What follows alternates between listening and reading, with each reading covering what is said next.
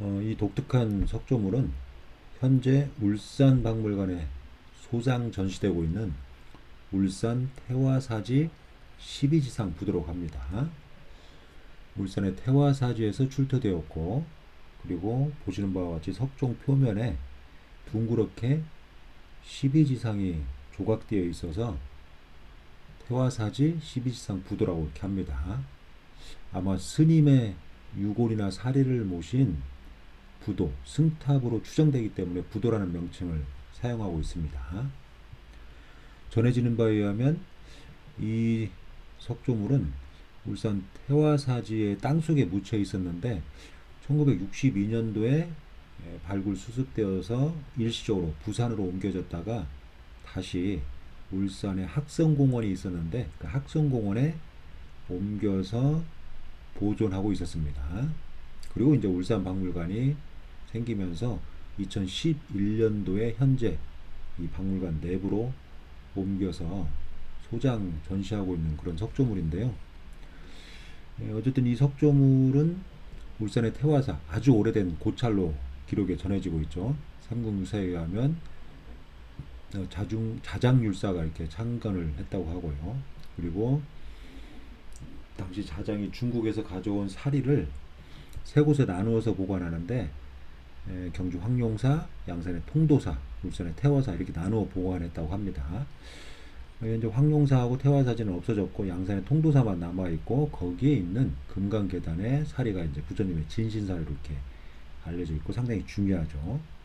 태화사지도 만약의 경우에 지금까지 남아 있다면 상당히 중요한 부처님의 진신사리를 봉안한 그런 불보사찰로 인정이 됐을 텐데 애석하게도 창건된 이후 조선시대까지 법등을 잇다가 조선시대 때 이제 폐사된 걸로 이렇게 알려져 있습니다.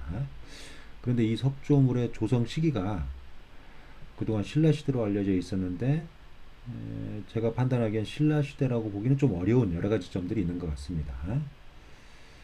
일단 지금 보시는 대석의 어떤 치석 수법이랄지 안상을 표현한 기법은 신라시대의 어떤 표현 기법을 거의 유지하고 있는데 세부적으로 섬세하게 보면 안상의 어떤 표현 기법이 다소 뭐랄까 균형성이랄까요? 뭐 좌우 대칭, 비례 이런 것들 다 떨어지고요. 지금 석종의 표면에 12지상이 삥 둘러서 표현되어 있는데 조각 기법이 다소 사실성이나 율동성 이런 걸 떨어집니다. 다시 말해서 이렇게 약간 정적인 모습을 취하고 있죠. 다리의 표현이랄지 그다음에 두 팔의 표현들이 거의 유사하고요. 또 상반신도 아주 섬세하고 사실적인 그런 표현 기법은 다소 떨어집니다.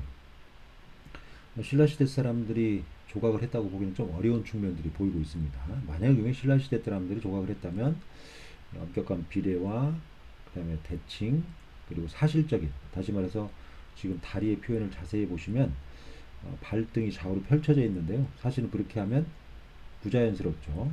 이런 표현 기법들이 좀 어색합니다. 그리고 지금 석종 상부에 감실이 있는데 감실이 다소 표면이 거칠고 또 감실 어떤 모양이 그러니까 윗부분에 홍해형 문양 같은 게 다소 어색하죠.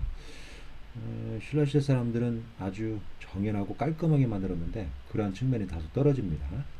그리고 석재 그러니까 부재의 표면을 보면 아주 깔끔하게 마무리를 잘 다듬지 않고 좀 거칠게 다듬어져 있습니다. 대적 상면도 마찬가지고요. 다소 거칠게 다듬어 있죠. 석종 하부도 대적 상면에 어떤 홈이 있긴 있는데 딱 맞지 않습니다. 그리고 뒷부분에 파손된 흔적이 있는데 저 파손된 흔적의 표면을 보면 다소 좀 거칠고 또 정자국이 그대로 남아 있습니다. 그런 걸로 봐서 어떤 파손되었는데 다시 그것을 재활용한 듯한 그런 느낌도 있습니다. 대석 상면에 치석수법을 볼 수가 있는데요. 지금도 정자국이 남아있고 표면이 거칠게 되어 있죠. 신라시대의 장인들은 이것을 깔끔하게 마무리했는데 신라시대 장인의 솜씨로 보기는 조금 어색한 측면들이 있습니다. 그리고 석종의 표면도 마찬가지죠. 다소 이렇게 좀 수준이 떨어지는 그런 취석수법을 보이고 있고 석종이 전반적으로 이렇게 보주형으로 해서 상부가 뾰족하게 되어 있는데 그 뾰족한 부분도 정확하게 가운데가 아니라 약간 한쪽으로 치우쳐 있는 듯한 그런 느낌을 볼 수가 있죠. 대작 상면에 지금 정 자국이 보이고 있습니다. 정을 한 방향에서 쳐서 쭉 표면을 다듬은 그런 흔적들이 보이고 있습니다.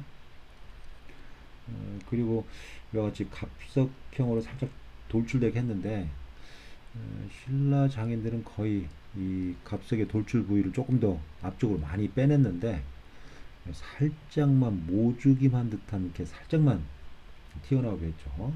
좀 그런 부분이 어색합니다.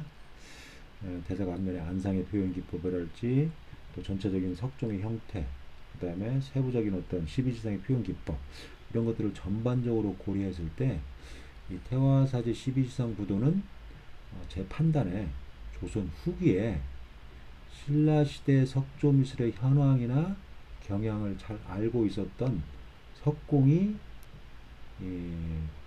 조선 후기에 성행한 석종용 양식의